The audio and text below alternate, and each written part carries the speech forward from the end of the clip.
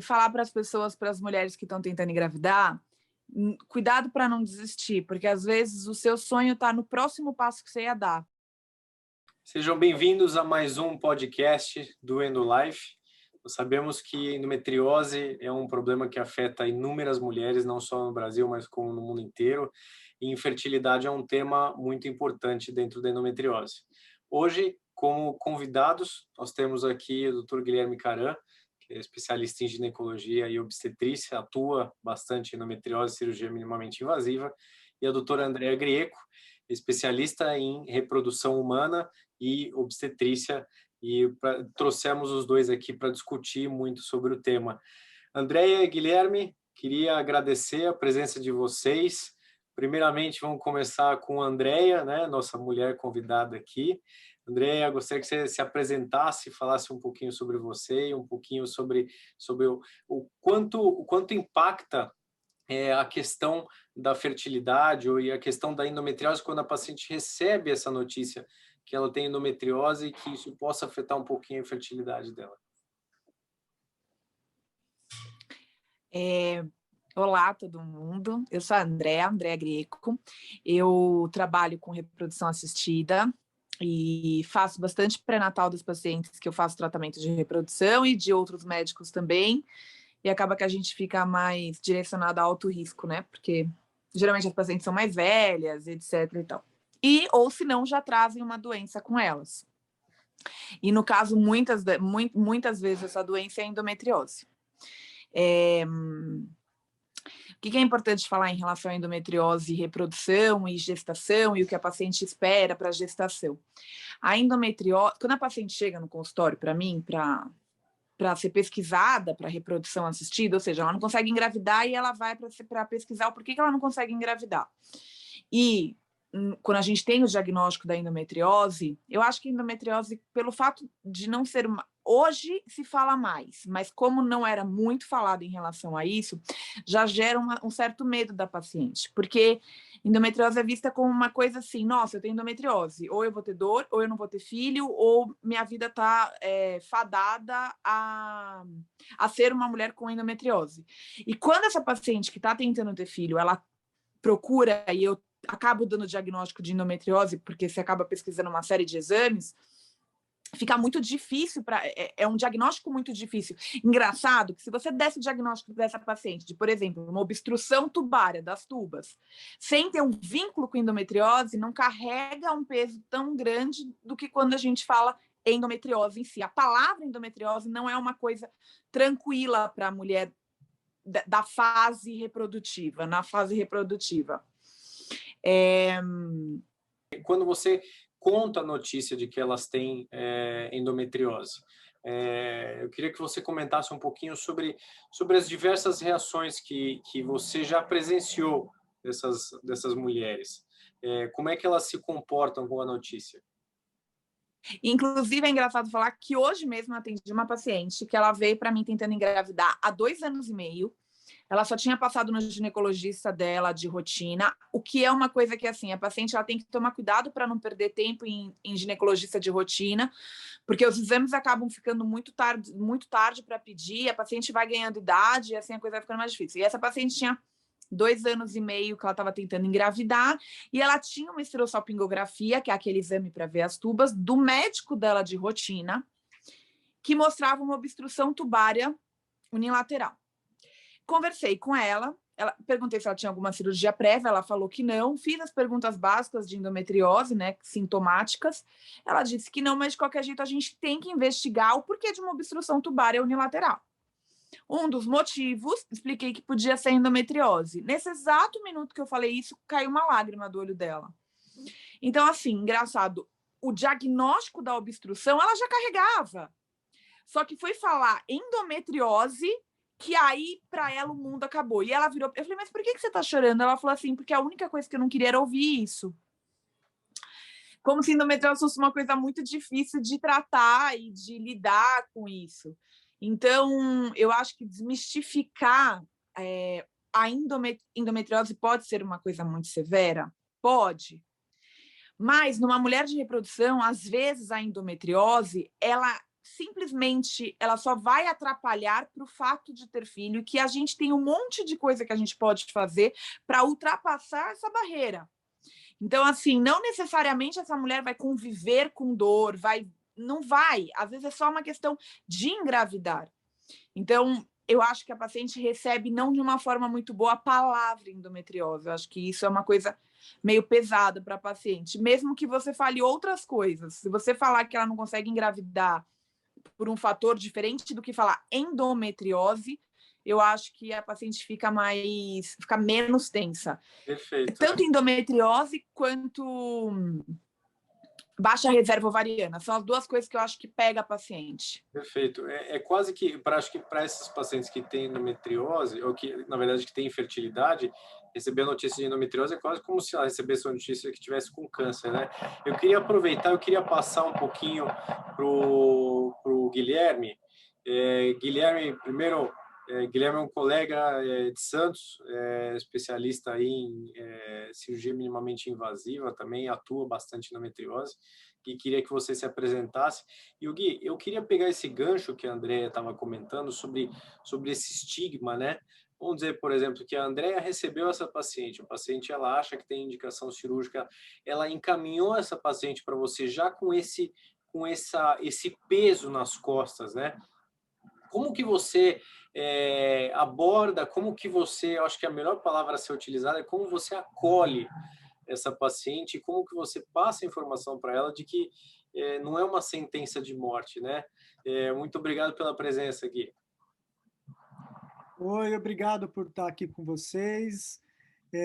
Hoje eu atuo aqui em Santos quase que exclusivamente com endometriose e eu recebo muito encaminhamento de pacientes com a doença, já com o diagnóstico, muitas que vêm ainda atrás do diagnóstico e outras que estão na rotina normal da vida delas e aí por um achado de exame ou por alguma alteração dentro dessa rotina ginecológica, a gente acaba descobrindo a endometriose nessa busca ativa que a gente faz também como profissional que lida muito com a doença, né? Então, eu acho que a Andrea falou muito bem aí sobre o estigma da doença, né? Antes, uma doença muito pouco falada e agora eu posso dizer que está uma doença que está em voga e todo mundo, ou pelo menos boa parte das mulheres, tem essa preocupação por conta também da mudança do comportamento que hoje é imposto para a mulher na sociedade, da maternidade tardia, e sempre surge esse medo de ter uma endometriose, além do medo de você deixar para ter filhos muito mais para frente. Então, vão se somando esses medos, e por isso que, às vezes, quando você fala algumas palavrinhas, a paciente ela tem já aquela coisa intrínseca nela, será que eu vou ter esse diagnóstico? Então, ela lê muito a respeito, às vezes o diagnóstico, quando ela cai na frente do paciente, ela fica realmente assustada e pode ter uma reação. Então, nós temos que ter muito cuidado para abordar o assunto, tem que ter, ao mesmo tempo, a empatia, a clareza, a objetividade em colocar para ela todas as questões que envolvem a parte reprodutiva, o tratamento da doença, ao mesmo tempo você motivá-la, dar esperança, como você mesmo hoje fez num post seu lá, que acho que é muito interessante a gente dar essa perspectiva de que nós temos hoje soluções a apresentar, né? Eu acho que essa é uma questão bastante interessante. Mas realmente eu percebo que a questão da infertilidade ou da possibilidade de ter dificuldade para a gravidez, ela talvez seja o ponto mais difícil de abordar com a mulher hoje, porque e como esse assunto faz parte na discussão, não só com o médico, isso faz parte na discussão no dia a dia, com as amigas, com os familiares. Aliás, a gente tem que falar que existe muita pressão da sociedade em cima das mulheres de hoje em relação à sua maternidade. Então, a mulher, assim que casa, já surge a pressão para ali o filho, quando que você vai ter, e assim por diante. Ela, muitas vezes, por ter prioridades, né, no seu planejamento familiar, no caso de desempenhar, às vezes, uma meta profissional, ou de realmente querer ter a possibilidade de ter a sua gestação numa idade um pouco mais madura, digamos assim, ela se sente culpada em algumas situações de não ter, às vezes, seguido o que era o plano de maternidade comum a muitas mulheres no passado, mas que hoje não é uma realidade. E é bom se dizer que tem muitos casais que não têm um desejo intrínseco de serem pais, de desenvolver a maternidade, mas em algum determinado momento eles vêm para nós para questionar essa possibilidade. As mulheres, elas se deparam em algumas situações com uma dificuldade, além de tudo isso, para engravidar. Então, eu acho que tem que ter muita sensibilidade para você abordar da forma correta, ao mesmo tempo você hoje já colocar muito claro para ela que existem opções e que muitas vezes as opções passam até por tratamento da endometriose, às vezes com cirurgia, mas muitas vezes não precisa de passar por isso, ela pode ir direto para um profissional especialista, quando ela tem a dificuldade, obviamente, que ele tem, às vezes, uma solução mais rápida, mais prática ou mais efetiva do que o próprio procedimento cirúrgico. Não, perfeito. O Gui, aproveitando o gancho, e aí até queria deixar um pouco mais livre para vocês conversar. Por exemplo, chegou uma paciente por volta dos seus 35, 36 anos, né? E ela tem aí vamos dizer, ela tem um endometrioma. Como que você faria essa pesquisa e como você faria a interação com um especialista em reprodução, como a Andrea está como exemplo aqui, antes de planejar uma provável cirurgia? Como é que você investiga essa parte de fertilidade? Certo, você foi bem na perguntinha mais capciosa, né, que é o endometrioma. Tudo bem, mas é bom falar porque é uma dúvida muito, muito recorrente, né? Primeiro, todo endometrioma precisa ser abordado cirurgicamente? Então vem essa primeira questão que muitas vezes a própria paciente, entendendo que ela tem um problema, na cabeça dela ela precisa tratar aquele problema antes de mais nada, né? E a segunda questão é entender, você usou o exemplo dessa paciente, né, 35 mais, né, que já é uma paciente digamos, já numa fase de decréscimo da sua função reprodutiva, né, quando comparado daquelas pacientes que são mais jovens. Então, a primeira coisa nós avaliarmos em si, além do endometrioma, a extensão na doença e os sintomas. Eu acho que isso é importante porque isso ajuda a definir a necessidade ou não da realização de uma cirurgia. O tamanho do endometrioma em si, ele também é um parâmetro a ser utilizado. 4 centímetros, 5 centímetros, eu gosto sempre de deixar uma margem para que nós possamos individualizar caso a caso e não deixar isso como regra. Mas a gente também é bom nós termos parâmetros, porque isso facilita a nossa discussão com a paciente. Mas respondendo objetivamente a pergunta, eu acho que nós precisamos, nesse momento, avaliar a reserva folicular ovariana, tá? Então, a gente quer saber dessa paciente qual que é a real capacidade que ela tem de conseguir ter óvulos, né? Para conseguir ter uma gestação, seja de forma espontânea ou seja por método de reprodução. Então, a Perfeito. gente tem alguns desses métodos, eu gosto de utilizar principalmente 3 deles, 3 formas distintas, até para dar opções para o paciente. Eu trato e trabalho com pacientes de, do SUS, de saúde suplementar, pacientes particulares, então eu acho que nós precisamos ter opções. Então, uma forma de você avaliar a reserva folicular é através da dosagem do hormônio antimileriano, o AMH, por exemplo. Essa avaliação é feita através de um exame de sangue, muitos planos de saúde não cobrem, algumas vezes a paciente tem que arcar com essa despesa para ter essa informação, que é uma informação das mais precisas que nós temos, embora não seja tão precisa quanto nós gostaríamos, né?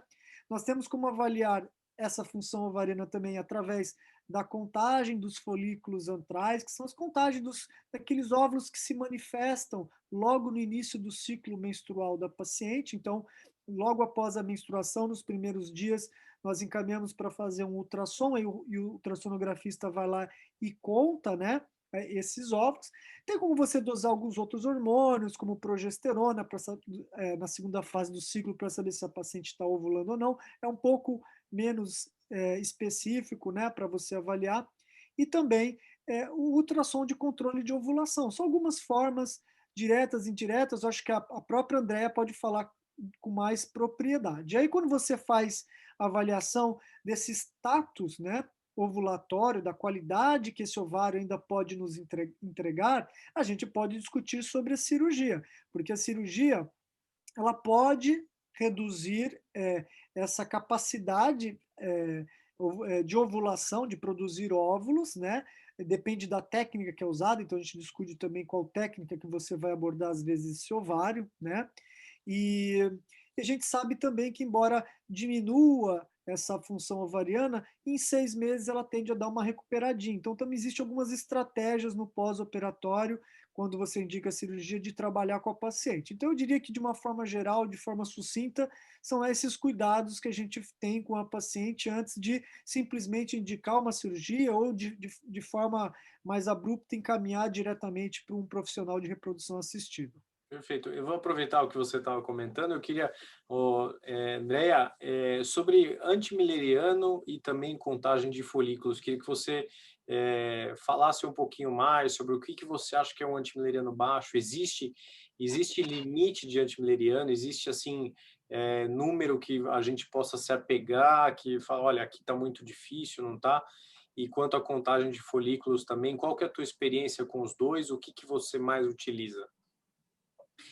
Eu acho que é assim, quando a gente vai falar de endometriose versus infertilidade versus prognóstico de sucesso no tratamento de reprodução assistida, várias coisas têm que se unir. Por exemplo, você falou numa mulher acima de 35 anos. Para a reprodução, a idade é praticamente a coisa mais importante que tem.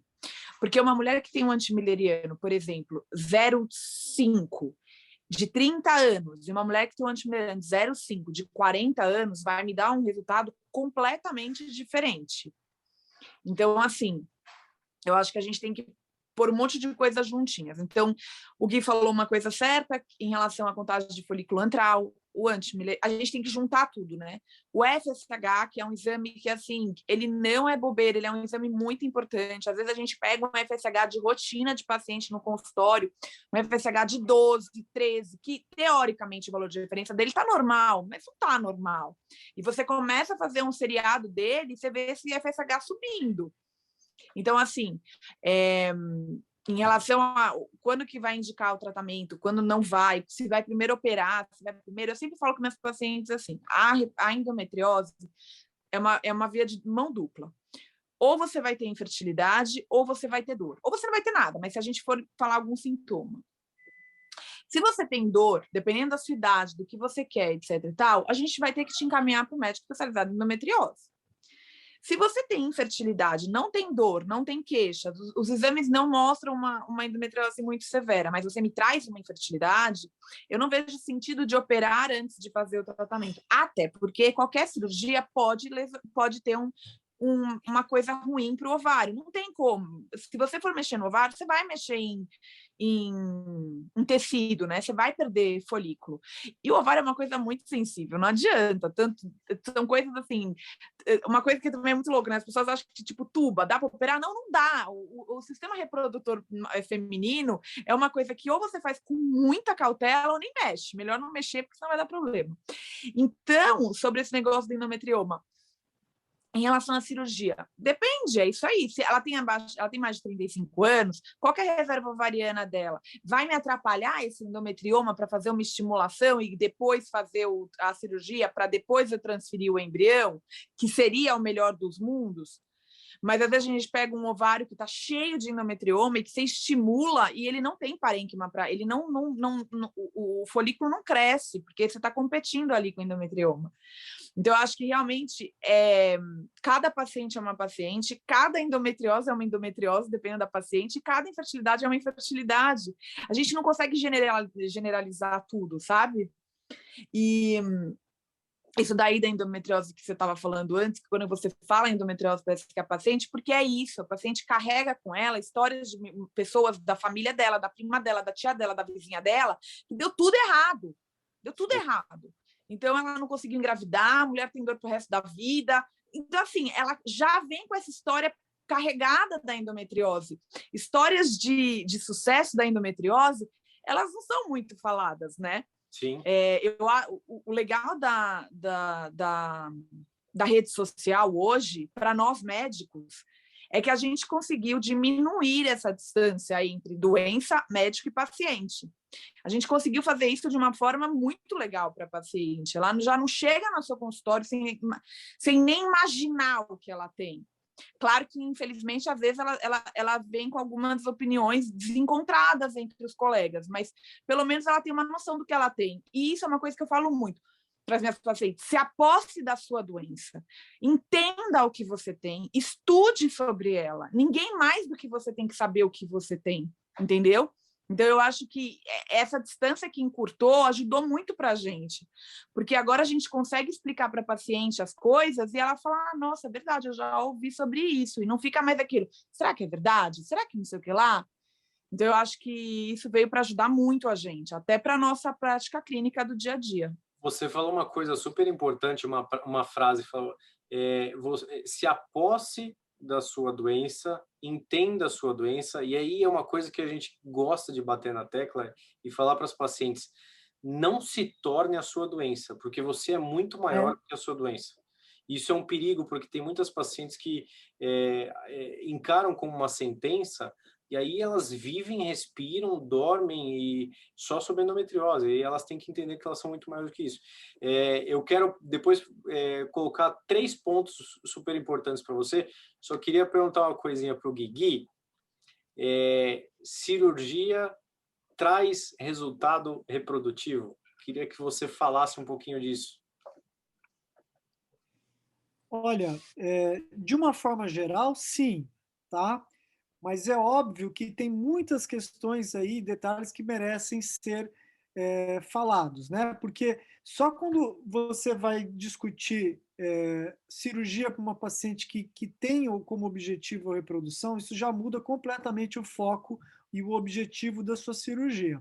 Ou seja, você vai tratar a doença, o seu objetivo é remover os focos, mas, no entanto, você tem um cuidado e um objetivo diferente daquela paciente que simplesmente ela quer melhorar da doença e quer ter uma melhor qualidade de vida, tá? Então, isso já por si só já modifica bastante o cenário. Eu diria, de uma forma geral, para as pessoas que estão escutando ou vendo a gente, que o objetivo da nossa cirurgia, quando a gente está pensando em tratar a endometriose com uma finalidade reprodutiva, é diminuir os fatores impeditivos que não deixam aquela fecundação e aquela gravidez acontecer. Então, nós estamos falando de, às vezes, algum fator tubo-peritoneal, né? Que é algumas aderências que envolvem ali o que a gente chama dos anexos, né?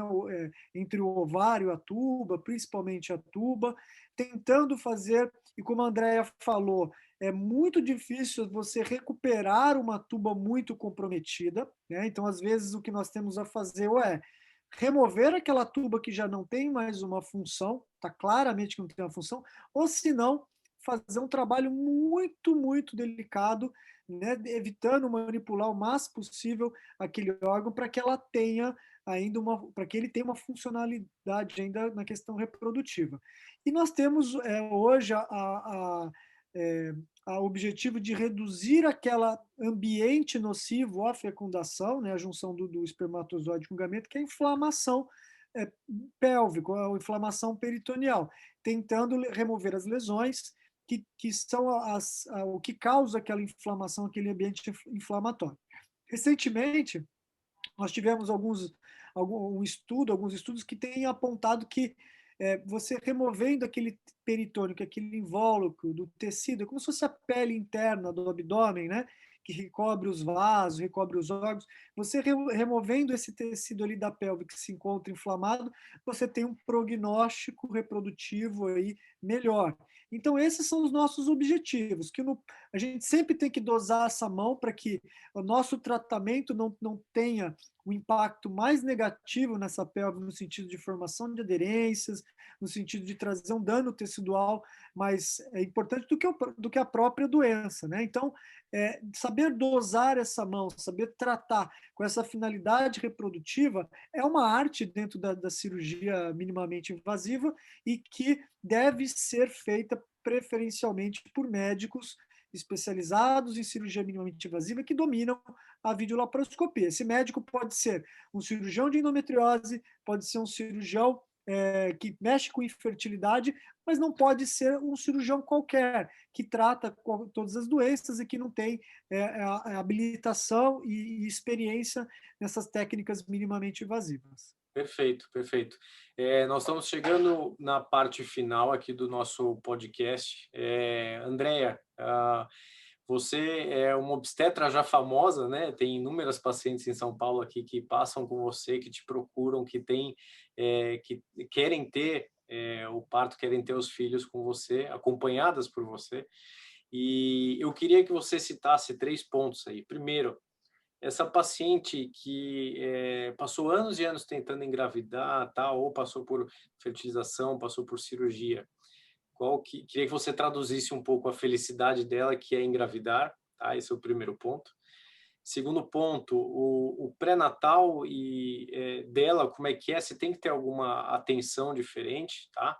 O parto, se tem que ter alguma atenção. E fala para a gente um pouco a felicidade que você presenciar, né? Você que presencia aquela mulher que sonhou tanto e você está lá no momento quando o casal realiza o sonho deles. Queria que você falasse desses 3 pontinhos só para a gente acabar.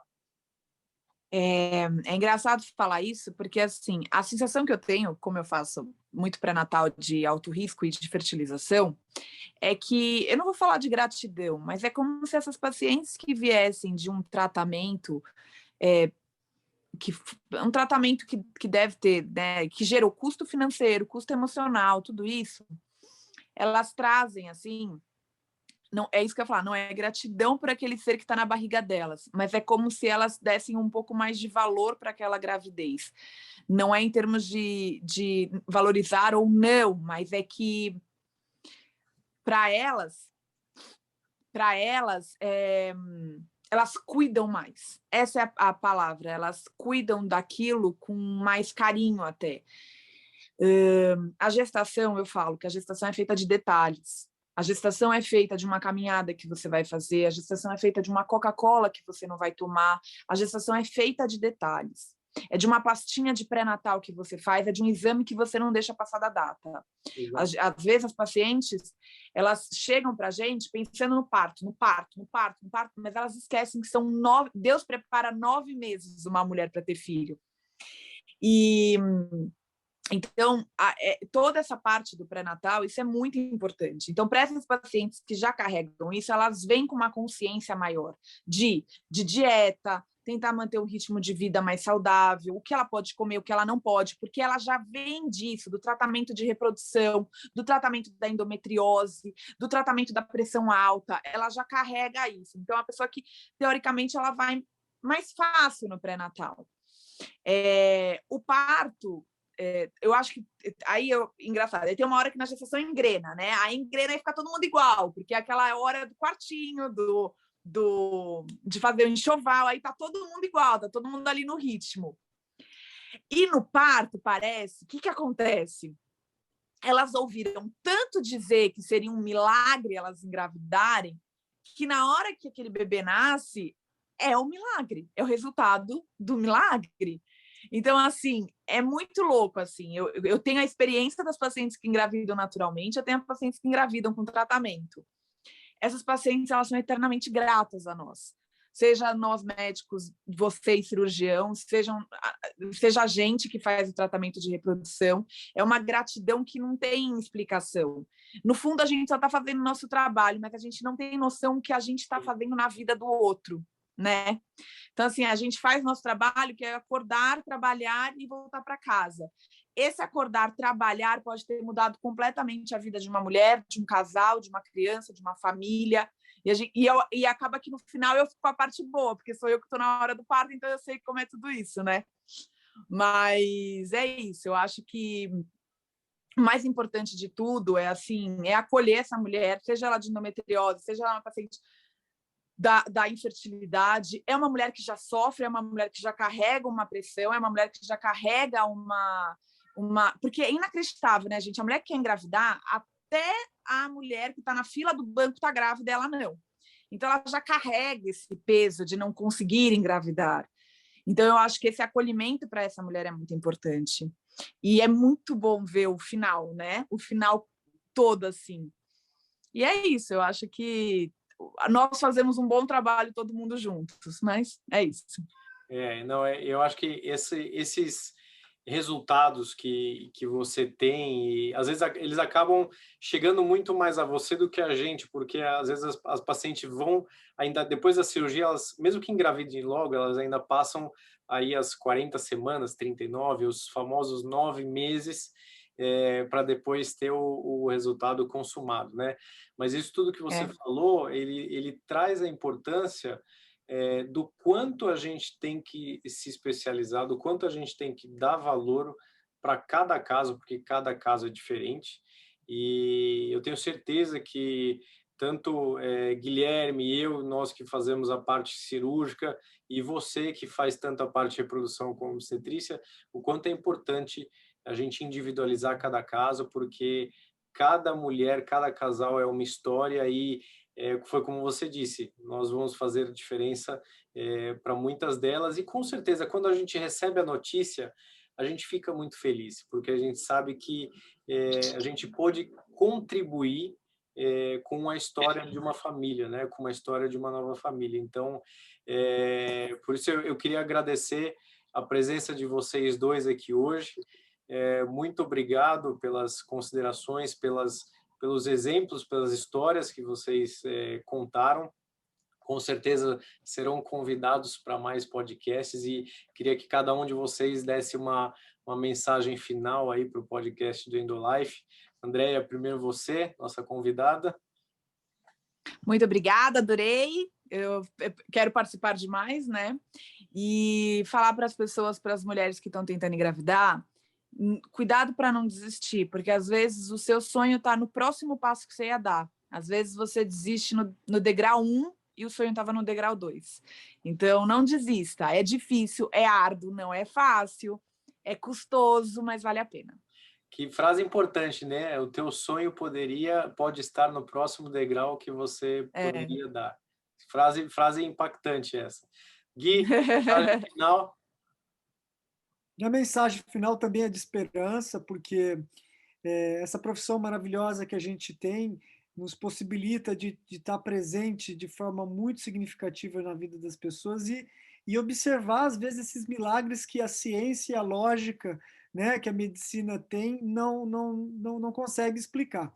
Então, eu já vi cada caso que realmente até nós desacreditávamos e é justamente o que a Andrea falou, é sempre andar caminhando para frente. E, às vezes, o sonho não vem fácil e rápido como se imagina, mas tem que ter persistência, resiliência, que sempre o resultado, quando vem, ele se justifica toda a caminhada que foi dada, e isso é uma questão que todas as mulheres que passam por isso falam, e elas são as maiores incentivadoras de outras mulheres nesse processo, nessa jornada incrível aí da maternidade. Então, é de esperança, e não tem caso impossível, não tem caso que a gente não consiga, hoje, na luz da medicina, trazer uma solução aí para esse desejo tão importante aí de constituição de uma família. Obrigado pelo convite, eu acho que o Endolife está aí para realmente trazer essa aproximação que a Andrea falou, né? As consultas hoje estão sendo muito mais aproveitadas pelo nível de discussão que a gente tem com os pacientes, pelas já terem informações, e o nosso objetivo é sempre levar informação de qualidade e ajudar essas pessoas a terem os seus sonhos realizados e ter uma melhor qualidade de vida. Então, o Endolife está trazendo só essa parte digital, essa questão tecnológica e aproximando essas pessoas, os médicos, com os pacientes, com todos os profissionais interessados aí. Essa é a nossa missão junto com vocês. Obrigado e até a próxima. Obrigado, gente.